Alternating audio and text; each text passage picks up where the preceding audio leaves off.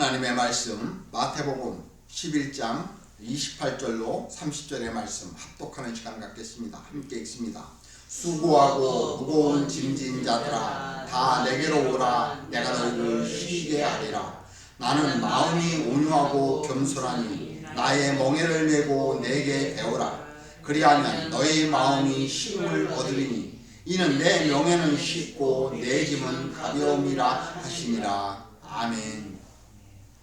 우리의 믿음의 삶에 있어서 믿음의 삶은 예수 그리스도가 누구이신지, 예수 그리스도가 내게 어떤 존재인지 이에 대한 명확한 지식과 이해를 소유해야 이 시대 우리 가운데 임하여온 그 영적으로 임하여온 하나님의 나라에 들어갈 수 있으며, 우리가 하나님의 나라에 반드시 들어가야 할 필요성을 예수님은 침노라는 단어로 침략하고 탈취하듯이 반드시 하나님의 나라에 들어가서 그 하나님의 나라의 생명의 삶을 살아나가야 한다고 우리가 지금까지 말씀을 좀 살펴보았습니다.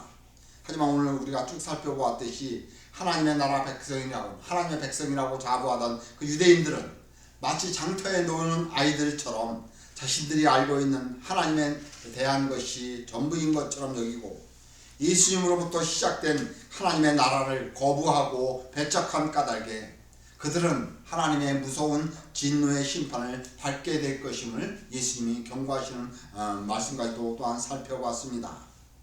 이들이 이렇게 예수님으로부터 시작된 그 하나님의 나라를 거부하고 배척한 것이 하나님께서 이들에게 하나님의 나라에 대한 계시를 알려주지 않았기 때문이며, 하나님의 나라는 누군가의 도움을 필요로 하며 누군가를 의지하여야 하는 어린아이처럼 하나님만 의지하고 하나님께 도움을 구하는 자들에게 계시한 것이 바로 하나님의 뜻이라는 사실을 또한 우리가 지난주까지 말씀을 살펴보았습니다.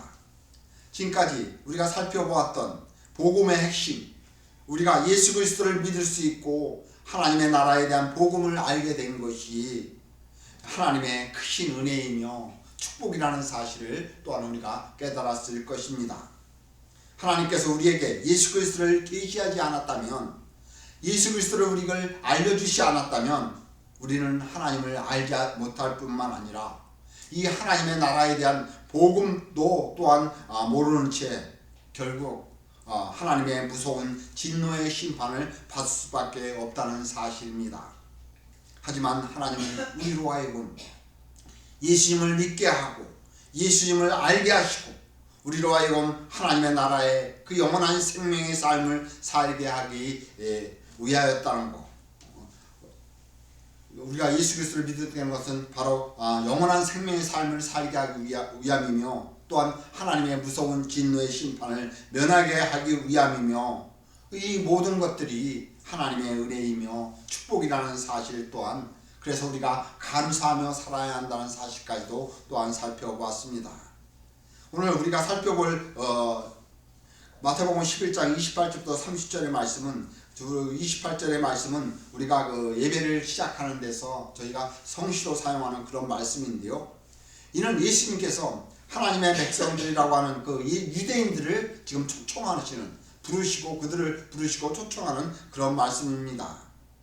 28절 말씀을 보면 수고하고 무거운 짐진 자들아 다 내게로 오라. 내가 너희를 쉬게 하리라 라고 하나님의 나라 백성들이라고 하는 자부하던 유대인들은 수고하고 무거운 짐진 자들이라고 지금 표현하고 있습니다. 그래서 이들 유대인들, 하나님의 백성들을 지금 하나님의 무서운 심판으로부터 이제 그 심판을 피하게 하기 위해서 그들을 부르고 초청하고 있는 말씀이라고 볼 수 있습니다. 그렇다면 여기서 예수님은 왜 그 유대인들, 하나님의 백성들을 수고하고 무거운 짐진 자들이라고 지금 표현하고 있겠는가 하는 것입니다.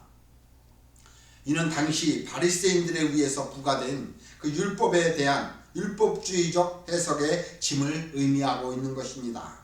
즉 율법을 통해서 삶에 가중하게 억눌려 살아가는 유대인들을 수고하고 무거운 짐진 자들로 표현하고 있는데, 예수님은 그들을 향해서 내게로 오라. 내가 너희를 쉬게 하리라 라고 지금 말씀하고 있는 것입니다. 그렇다면 이 수고하고 무거운 짐이 과연 율법으로 해석하고 있는 그 짐이 과연 무엇이겠습니까?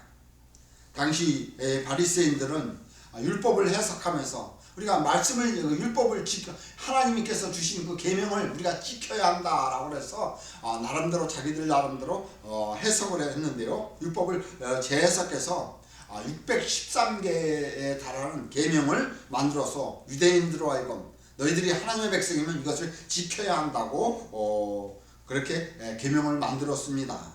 그래서 여기서 하라라는 계명이 248개이고 하지 말라라는 계명이 365개로 유대인들의 삶을 규정을 하였습니다.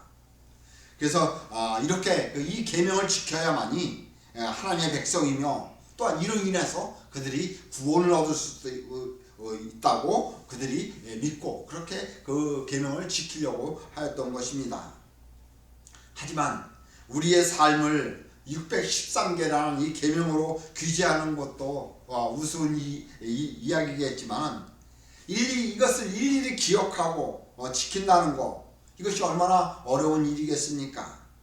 100번 양보해서 어떤 사람이 613개를 이 계명을 다 암기하거나 또한 기억하고 어떤 그 당시에 돈이 없겠지만은 어떤 종이에다 적어서 그 613개의 계명을 다 지켰다고 할 때 과연 그 사람이 온전한 사람인가? 하나님 앞에 정말 의로운 사람인가? 그 계명을 지켰다고 하나님께서 그를 구원해 주겠는가 하는 것입니다. 우리의 삶을 한번 돌아보십시오. 우리의 삶이 얼마나 복잡하고 우리가 이해할 수 없는 일들이 얼마나 많이 있습니까? 그런데 그때마다 이 613개의 계명 중 하나를 찾아서 적용한다고 할 때 한번 생각해 보십시오. 특히 우리의 삶에 어떤 것을 고수하고 지키면 그것으로 인해서 다른 사람이 피해가 가는 경우도 있습니다. 또한 내가 유익을 보면 다른 사람들이 손해를 보고 내가 손해를 보면 다른 사람들이 이익을 보는 그런 일들이 우리의 삶 속에서 얼마나 많이 일어나고 있습니까? 또한 613개의 계명 중 하나를 사람들이 보지 않는 곳, 아무도 없는 곳에서 어긴다면 어떻게 되겠습니까? 물론 하나님은 전능하시고 무소부재하신 분이기에 다 알고 계시고 또한 자신이 하나님의 법을 지키지 않았다는 그 양심에 찔리겠지만은 이 사람이 그런 그 양심의 소리를 외면하고 하나님을 무시하고 내가 613개의 계명을 다 지켰다고 사람들 앞에 자랑을 한다면 사람들이 이 사람을 어떻게 보겠습니까? 겉으로 보기에는 이 사람이 얼마나 훌륭한 사람이라고 생각하고 있을지 모르지만은 과연 하나님이 이 사람이 온전한 사람이다. 그래 내 말을 잘 지켰다. 계명을 잘 지켰다 라고 해서 이 사람에게 구원을 베풀겠습니까? 이에 대해서 누가복음 18장 9절 14절의 말씀을 보면 우리에게 당시 바리새인들 유대인들의 삶을 잘 이야기하는 그런 모습을 보게 됩니다. 누가복음 18장 9절부터 14절의 말씀은 바리새인과 그 세리가 함께 기도하는 모습을 보고 있는데요. 9절의 말씀을 보면 또 자기를 의롭다고 믿고 다른 사람을 멸시하는 자들에게 이 비유로 말씀하시되, 그러니까 바리새인들이 나는 하나님의 말씀을 지킨다 하면서 다른 사람을 멸시했다고 좀 표현하고 있습니다. 그래서 예수님께서 그것을 비유로 말씀하시는데요. 두 사람이 기도하러 성전에 올라가니 하나는 바리새인이요 하나는 세리요. 그러니까 두 사람이 하나님 앞에 기도하러 갔다는 것입니다. 11절 바리새인은 서서 따로 기도하여 이르되 하나님이여, 그러니까 바리새인이 따로 서서 기도하는데요. 하나님이여, 나는 다른 사람들 곧 토색, 불의, 간음하는 자들과 같지 아니하고 이 세리와도 같지 아니함을 감사하나이다. 나는 일에 2번씩 금식하고 또 소득의 11조를 드리니이다. 그러니까 이 바리새인은 토색하거나 불의를 저지르거나 간음하는 자들과 같이 살지 않았다고 이야기를 하고 있습니다. 그 세리와 같이 죄를 짓지도 않고 살았다.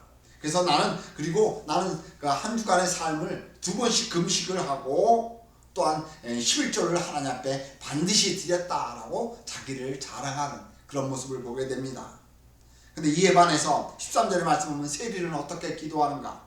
세리는 멀리 서서 감히 눈을 들어 하늘을 쳐다보지 못하고 다만 가슴을 치며 이르되 하나님이여 불쌍히 여기소서 나는 죄인이로소다.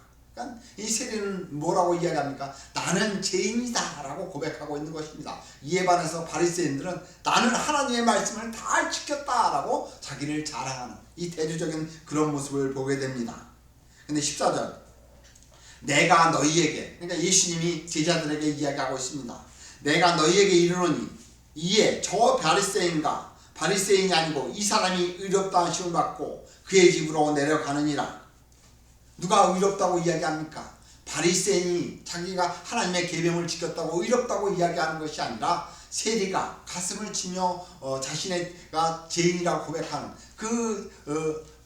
세리를 의롭다고 지금 이야기하고 있습니다. 여기서 의롭다라는 것은 하나님께서 구원받는 사람이다 라고 지금 말하고 있는 것입니다. 그리고 결론적으로 무릇 자기를 높이는 자는 낮아지고 자기를 낮추는 자는 높아지리라 하시니라 라고 말씀하는 모습을 보게 됩니다.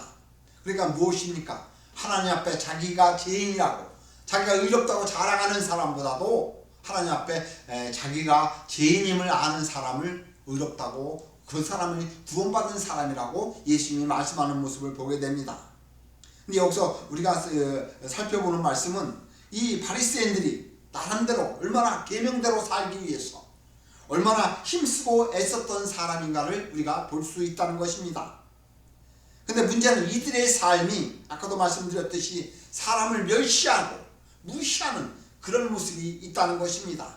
겉으로는 그 하나님의 계명을 지킨 의로운 사람처럼 보이지만은 그 내면에는 온갖 의성과 형식적인 삶뿐이었다는 것입니다. 사람이 보는 앞에서는 계명을 지키는 것처럼 행동을 하지만은 아무도 보는 사람들 앞에서는 계명을 지키지 않는 그런 사람들이라는 것입니다.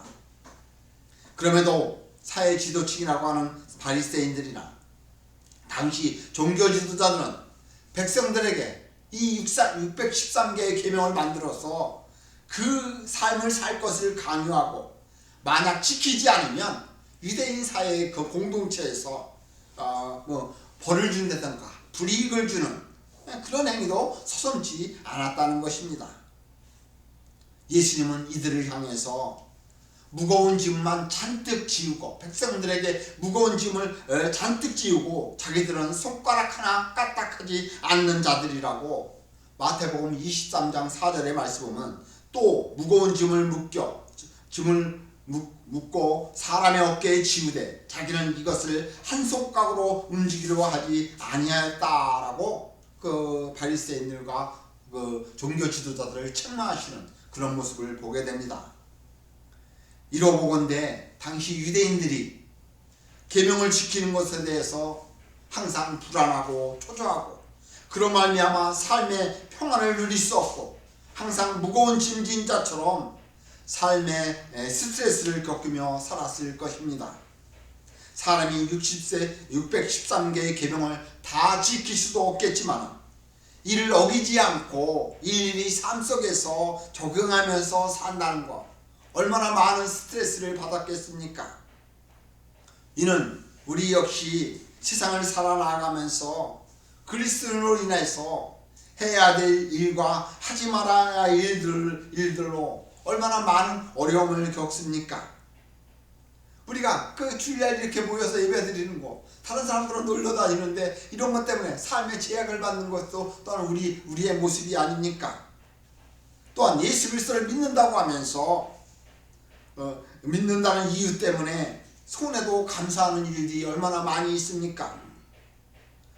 또한 사람이 살면서 어떤 규정에 묶여서 산다는 것, 그것같이 힘든 일이 어디 있겠습니까? 더욱이 그런 규정으로 인해서 자신에게 어떤 불이익이 온다면, 그래서 손해를 감수하는 일이라면 어떠하겠습니까?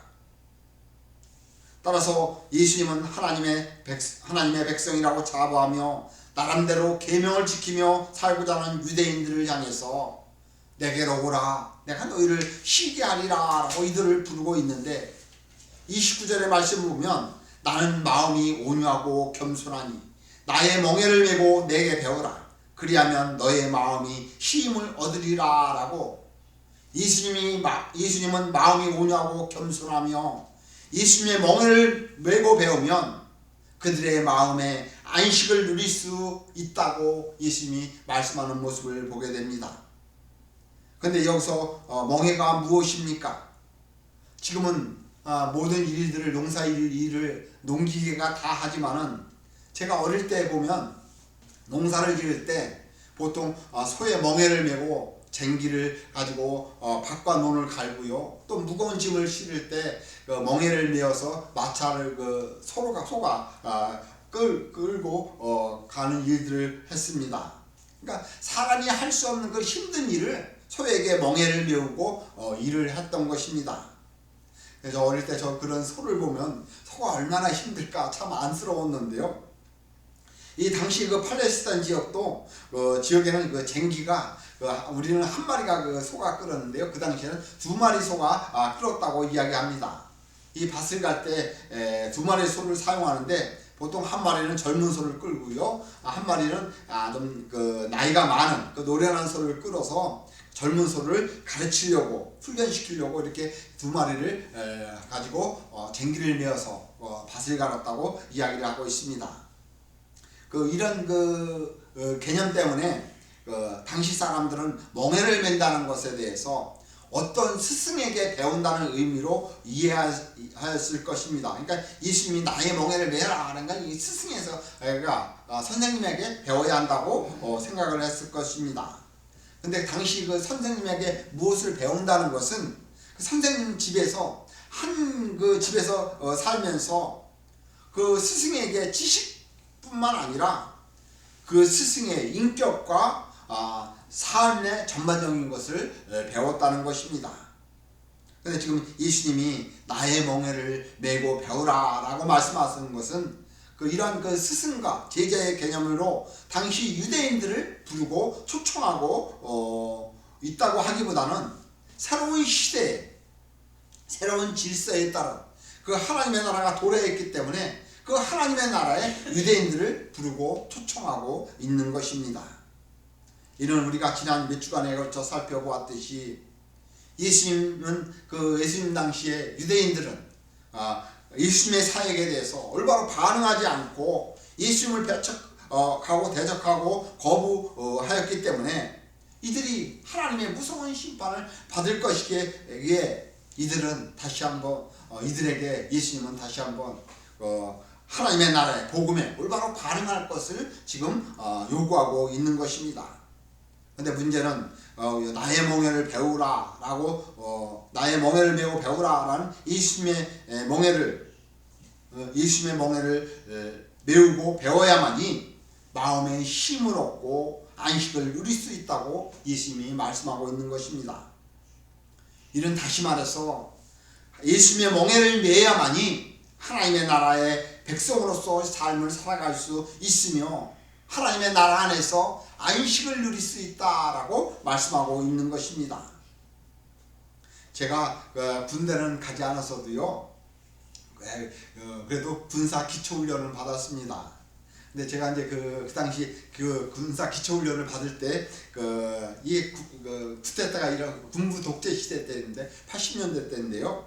그때 이제 나라가 이게 변형되고 일어나서 길거리에 노숙자나 불황자들을 끌고 가는 그런 탐청 교육대가 있었습니다. 근데 이들을 잡아가서 정신교육을 시킨다는 이 명목으로 군대와 같은 그런 훈련을 시켰는데요. 당시 군사 기초훈련 가운데서 이 봉체대라는 것이 있었습니다. 커다란 통나무를 메고선 구부를 하는 훈련이 있는데요. 이 훈련을 저도 한번 해보았는데, 통나무가 무게가 나가다 보니까 보통 5명 정도가 그 통나무를 미는데요. 보통 힘든 훈련이 아닙니다. 어깨가 그냥 무너져 내리는 것 같습니다. 그런데 군대는 줄을 잘 서야 한다고요.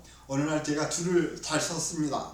어떻게 잘 섰느냐면 앞에 그 큰 사람이 저보다 조금 더 큰 사람이 섰고 뒤에는 또 저보다 좀 더 큰 사람이 섰습니다. 그래서 같이 봉을 맸는데요. 저는 가운데 미다 보니까 앞뒤 사람이 크다 보니까 그 사람이 무게를 다 미고 저는 그냥 공짜로 한 그런 훈련들이 한 적이 있습니다. 아마 저는 여기서 예수님이 멍에를 메라, 내 멍에를 메어라 라는 이 말씀이 이런 의미라고 생각을 하고 있습니다. 우리가 이 시대 하나님의 나라 백성으로서 살아나가는 삶이 얼마나 힘들고 어렵습니까? 하지만 예수님이 힘들고 어려운 삶을 이 힘들고 어려운 삶에 예수님이 함께 하신다면 어떠하겠습니까? 우리의 삶의 멍에가 제가 봉추에서 경험하듯이 어쩌면 예수님이 혼자서 다 지시고 있을지도 모릅니다. 아까도 말씀드렸듯이 큰 사람이 다 지듯이 우리가 예수님의 멍에를 민다고 해서 우선 짐을 지는 것이 아니라 예수님이 혼자서 다 지는 때 우리는 그저 멍에를 밀 수 있다는 것입니다.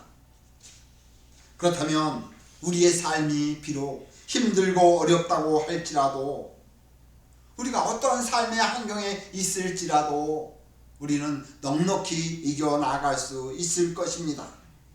왜 그러겠습니까? 예수님께서 우리의 모든 짐을 대신 져주시기 때문에 우리는 그 속에서 참된 안식과 쉼을 누릴 수 있다는 것입니다. 예수님은 당시 바리새인들이나 유대 종교 지도자들에 위한 그 율법의 계명 613개를 분리해서 백성들에게 지키며 살 것을 강요하는 것을 과도한 짐으로 보시고 이러한 삶에서 하나님의 나라의 쉼과 안식으로 그 유대인들을 지금 부르고 초청하고 있는 것입니다. 이는 이 시대 역시 하나님을 모르고 죄로 말미암아 저주의 삶을 살고 있는 우리를 부르시고 초청하여 하나님의 나라의 그 생명의 삶을 살라고 말씀하는 것은 우리의 주님이신 예수님이 우리의 죄에 대한 저주를 우리 대신하여 십자가에 지셨기 까닭에 우리의 삶이 쉼과 안식을 누릴 수 있을 것임을 말씀하고 있는 것입니다. 그런데 우리의 삶이 어떠합니까? 예수 그리스도를 믿는다고 우리의 삶이 쉼과 안식을 누리고 살아나가고 있습니까? 우리의 삶이 여전히 힘들고 어렵지 않습니까? 아마도 이에 대한 우리의 대답은 우리의 삶은 여전히 힘들고 어렵다고 대답할 것입니다. 왜 그리하겠습니까? 왜 우리가 예수 그리스도를 믿는데 예수님은 오늘 말씀에서 가운데서 우리를 부르셔서 예수 그리스도를 믿으면 쉼과 안식을 주신다고 말씀하는데 왜 우리의 삶은 예수 그리스도를 믿으면서도 여전히 쉼과 안식을 누리지 못하고 어쩌면 믿지 않는 사람들보다 그 사람들과 별반 다를 바 없이 어쩌면 더 힘들고 어려운 삶을 살겠느냐 하는 것입니다. 이에 대해서 저희가 오후에 성경 공부를 하듯이 하나님의 나라가 이미와 아직은 아닌 나라이기 때문에 그러한 것입니다. 하나님의 나라가 우리 가운데 왔지만 아직 온전히 완성되지 않았기 때문에 우리의 믿음의 삶이 여전히 하나님 나라 안에 와서도 하나님의 나라 백성으로 살아나가면서도 힘들고 어려운 것입니다. 우리는 이 하나님의 나라가 우리가 온전히 그 쉼과 안식을 누리지 못하지만은 그래도 하나님의 나라가 우리 가운데 임하여 왔기 때문에 우리는 부분적으로 하나님의 나라를 누리는 것입니다. 우리가 이 하나님의 나라를 이 땅 가운데서 온전한 것을 아직 누리지 못하지만 부분적으로 하나님의 나라 안에서 쉼과 안식을 누릴 수 있는 것, 바로 예수님이 우리와 함께 하시는 까닭에 비록 삶이 어렵고 힘들지라도 이게 부분적이라고 할지라도 예수님은 우리로 하여금 우리의 멍에를 대신 지시고 있는 까닭에 우리가 이 모든 삶을 넉넉히 이겨나갈 수 있는 것입니다. 겉으로 보기에는 우리의 믿음의 삶이 힘들고 어려울지라도 하나님을 의지하는 사람들, 예수님을 의지해서 사는 사람들은 이 모든 삶이 넉넉히 이겨나갈 수 있다고, 그래서 그 삶이 힘들고 어렵지 않다고 고백하고 있는 것입니다. 이는 우리의 믿음의 삶을 한번 돌아다 보십시오. 저 역시도 마찬가지지만은 지금 현재는 힘들고 어려워서 허덕거리며 살아나가고 있지만은 지난 세월을 되돌아보면 그 순간순간이 하나님의 은혜이고 축복이었다는 사실을, 이것은 그 교회 역사가 2000년 동안 이어져 오면서 많은 그 믿음의 사람들이 경험하고 고백하는 그런 내용입니다. 예수님은 우리의 삶에 매 순간순간마다 우리가 어려운 가운데 처해 있다 할지라도 그 순간을 이겨나갈 수 있는 힘과 능력을 주시어서 그 모든 환경을 넉넉히 이겨나갈 수 있도록 우리를 이끌어 인도하신다는 사실입니다. 따라서 예수님은 이러한 의미로 내 멍에를 메고 배우라 라고 지금 말씀하고 있는 것입니다. 삶의 매 순간순간마다 하나님의 나라의 백성으로서 거룩한 생명의 삶을 사는 것이 예수님의 멍에를 메는 것이며, 그 속에서 하나님의 나라 백성으로서 하나님을 믿고 의지하며 사는 것을 배우며 사는 것, 이러한 삶은 어쩌면 예수님이 다시 오셔서 하나님의 나라가 온전히 이루어질 때까지 우리는 이런 삶을 살아나갈 것입니다. 하지만 중요한 것은 비록 우리의 삶이 비록 어렵고 힘든 것처럼, 예수님의 멍에를 메는 것처럼 힘들고 어려워 보이지만은 예수님이 우리와 함께하는 까닭에, 그래서 우리를 대신해서 멍에를 메어주시는 까닭에 우리는 예수님이 주시는 그 멍에를 넉넉히 밀 수 있고 하나님의 나라 백성으로서 이 땅 가운데 하나님의 나라의 생명의 삶을 살 수 있다는 사실입니다.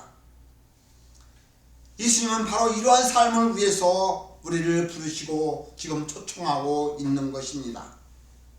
우리에게 하나님의 나라에 대한 계시를 알게 하시고 힘들고 어려운 시대를 살아가고 있는 우리를 하나님의 나라의 그 안식으로 부르시고 초청하고 있다는 것입니다. 어쩌면 이 시대를 살아나가는 하나님의 나라 백성들인 우리 그리스도인들, 우리 모두에게 필요한 것이 무엇이겠습니까? 바로 삶에서 안식과 힘이 필요한 것이 아닙니까? 그런데 우리가 이 힘과 안식을 어디서 얻으려고 합니까? 대개 사람들은 자신의 능력과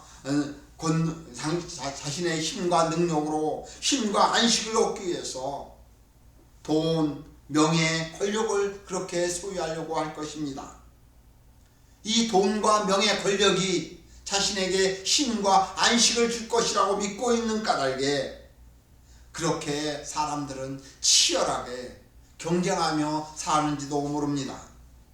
그런데 우리가 잘 알고 있듯이 이러한 것들, 돈과 명예, 권력이 정말 우리에게 참된 안식과 힘을 주고 가져다 줍니까?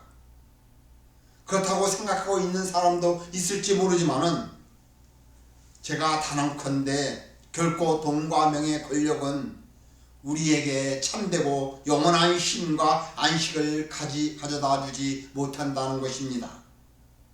왜냐하면 우리의 힘과 능력으로 얻은 힘은 결코, 안식은 결코 영원하지 않고 일시적이기 때문에 그리하다는 것입니다.